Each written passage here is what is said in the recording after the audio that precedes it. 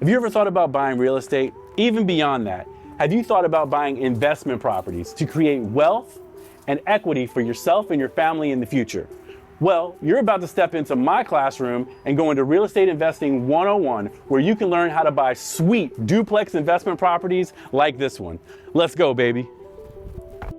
All right, guys, class is in session. We're gonna talk about one of my favorite topics, buying real estate investment properties without going broke, insane, or hiding your own mental craziness from your loan officer. We got you covered. All right, let's start with the basics. What does it take to buy an investment property? Typically speaking, you're gonna need a little bit more capital, a little more cash than if you're buying your own home sweet home primary residence. The reason for this is because if you own two properties, one of them you live in and the other you don't, if you were to ever run into financial distress, you're probably gonna let the one you don't live in go into foreclosure versus the one you do live in. Banks look at this and they evaluate that as a risk return benefit for them. And because of that, they charge a little bit more as far as the down payment on investment properties. The number that you're gonna need to think about is gonna be between 15 and 20% minimum on an investment property, depending on the lender. Now, you get a better deal, the more money you put down, things get a little bit cheaper. So if you're looking to make a leap into your first investment property, you want to evaluate what is my benefit as far as the more money I put down, how does that save me on interest, and what kind of deal and term can I get based on that down payment. Why did I talk about interest rates right there? Because not all mortgage loans are created equal. Interest rates on your primary residence are going to be less expensive than interest rates on your investment property, right? So if you can buy it as a primary residence, great, you get that benefit of the lower interest rate. However, if you need to buy a straight up investment property, you need to plan that the interest rate is going to be about 0.5% to 1% above current market interest rates for a primary residence. In addition to that, the closing cost usually runs a little bit more.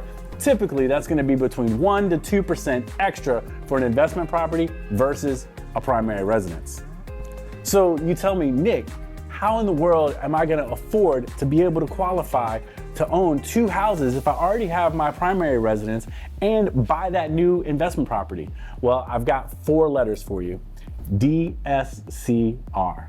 Debt service coverage ratio. Now, those are a lot of words and it sounds a little technical and a little scary. It's a lot of things, but scary is not one of them. All it really means is that the debt you take on to buy the house, the mortgage, has a payment, let's say $5,000 a month, okay?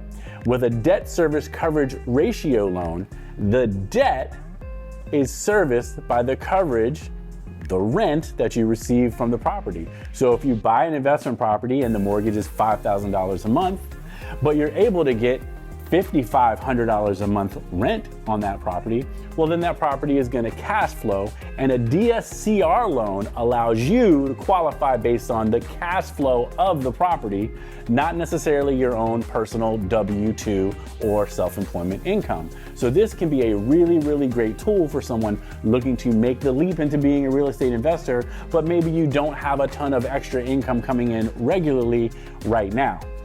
A lot of customers that I see doing DSCR loans right now are gonna be your self-employed borrowers, where maybe there's a lot of deductions against their own personal business, so they don't show a lot of income to the IRS to help them qualify for the home, so that makes their debt to income ratio really high or excessive. But if they can find a property that will cash flow, they're able to pick it up, make that money on the rental income, and build equity for themselves.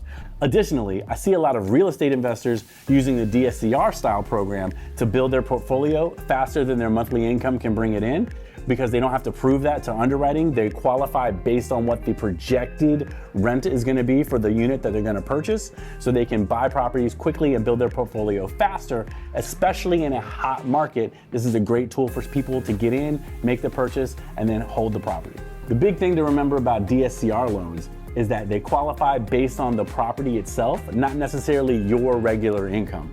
Now there is a drawback here. Sometimes the down payment requirements can be a little bit more depending on how well that property cash flows. Can be up to 25 or 30% on these programs. In some cases where the property cash flows really, really well, you can still get away with that 15% down payment though on a DSCR. Now, if you're like a lot of Americans out there, you're gonna tell me, I don't really have 15, 20, 25% sitting around just for down payment on a new investment property, Nick. I'm not Scrooge McDuck. I don't live in Duckburg, have a little vault that I can swim through all my gold coins. It's not me. How can I make this happen? I got the plan for you. My favorite real estate plan is the Nomad strategy. Nomad. You're gonna move. You're gonna move a lot and you're gonna love it. Let me tell you how it works.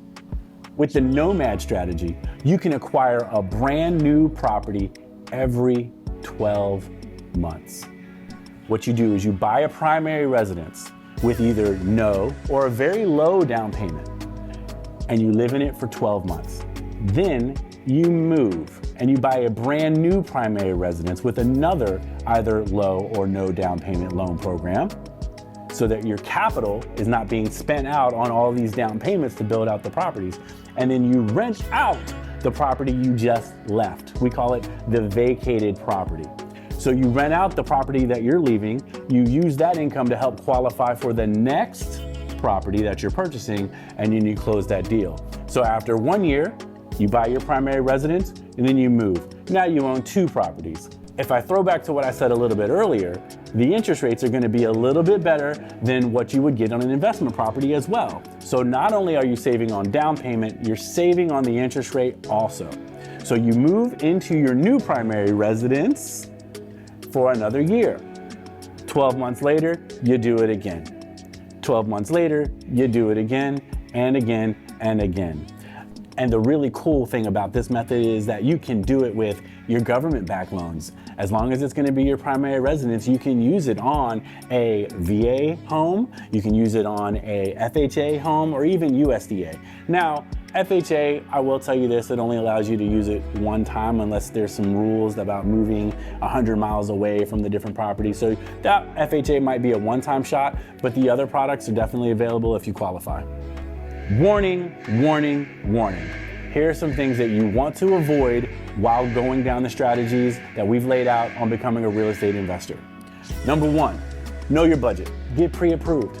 You don't want to go out there looking and falling in love with properties that you may not be able to make happen, right? It's like going out and test driving a Ferrari, but leaving the dealership in a Corolla. You don't want that to happen. If you got Corolla budget, if you're a Corolla investor, let's go buy a bunch of Corollas, line them all up, and make some good level on level Corolla money. Dos, as a real estate investor, you have to think about all the things that are gonna help this property cash flow, right? What is your mortgage gonna be? What are your taxes gonna be? What are your expenses gonna be? What's maintenance gonna be? What's it gonna cost you if the property is vacant? You wanna think about all these things, put them in a calculation so that you know that you're comfortable with.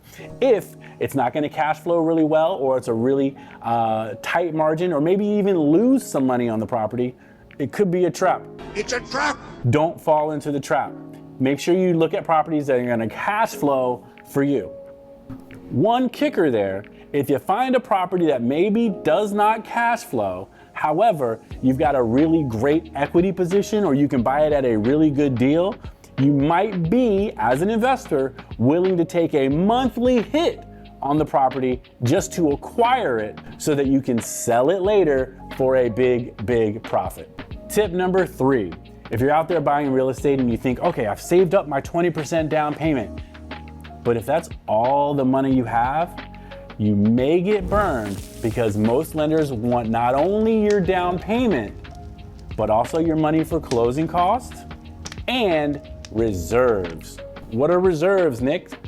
Reserves are how many months of that mortgage that you have in the bank after settlement. So for example, on a $5,000 a month mortgage, if your lender requires you need to have 6 months reserves in the bank for that loan, then you not only have to have your down payment plus your closing costs, you also have to have, based on $5,000, $30,000 in reserves, that's 5 times 6, in the bank after closing. So you definitely want to look at your bank account and understand what you have, how much money you have set aside for reserves, and talk about that with your lender.